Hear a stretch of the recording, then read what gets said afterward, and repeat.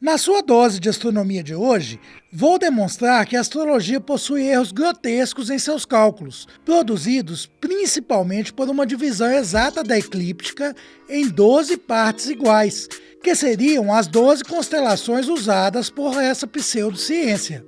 A coisa fica ainda mais complexa e estranha quando, na verdade, o Sol percorre durante o ano um caminho que passa por 13 e não 12 constelações, e que o tempo gasto para cruzar os limites celestes de cada uma destas constelações é muito diferente, variando de uma para outra. Ignition, 2, 1. A gente precisa de alguns conceitos básicos para entender, e o primeiro conceito deles é o conceito de eclíptica. Eclíptica é o caminho no céu que o Sol percorre durante o ano, tá? O pano de fundo desse caminho no céu são as constelações que a gente chama constelações do zodíaco, tá? Então, por exemplo, Marcelo, se você é do signo aí de Escorpião, né? Quando você nasceu, o Sol estava na constelação de Escorpião. Então, e assim sucessivamente. Por isso que a gente tem essa questão aí dos signos, tá? A questão de predição com signos é porque antigamente os povos eram muito... tinha muita superstição, eles achavam que o céu era algo divino, imutável. Então, por exemplo, quando aparecia um cometa, os astrólogos reais lá, né, eles acreditavam que era sinal de mau presságio. Tá? Para você ter uma ideia, Marcelo, o imperador Montezuma II do povo azteca viu um cometa, ficou preocupadíssimo e achou que ele ia perder o reino, tá? Meses depois, chega ao México Hernán Cortés, que conquistou e dizimou o povo azteca.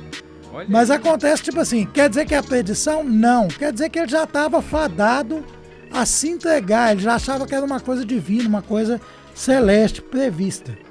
Bom, seguindo aí, para você ter uma ideia, a nossa superstição aí com relação aos astros ela é tão grande que até no nosso vocabulário nós falamos palavras que nós nem imaginamos. Por exemplo, a palavra desastre, Sim. tá? Ela vem de astro ruim, vem do grego astro ruim, tá? Então quer dizer, desastre que é uma coisa mal, acredita-se que seria uma coisa provocada por uma estrela ruim.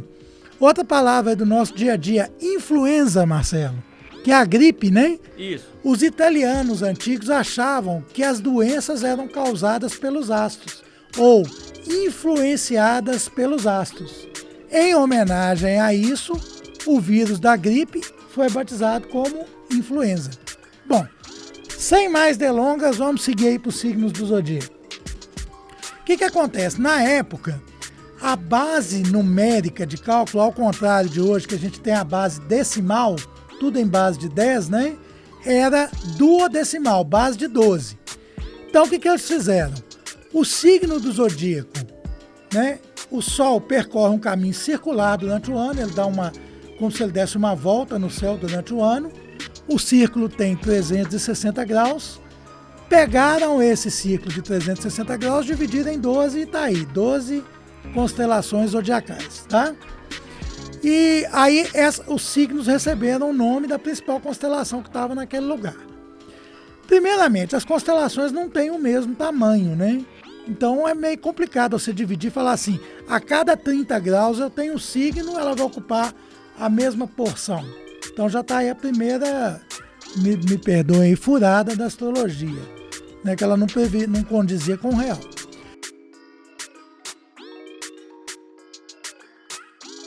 Você imaginava que a astrologia buscou simplificar a observação do céu para torná-lo algo imutável e constante, para assim conseguir facilitar a sua forma de prever a vida das pessoas baseada na observação dos astros e ajustar os seus cálculos? Deixe um comentário, quero saber sua opinião. Antes de prosseguirmos com nossa dose diária de astronomia, já deixe também o seu like e inscreva-se no canal para não perder o próximo vídeo, porque aqui você tem informação de qualidade e aprende astronomia de verdade.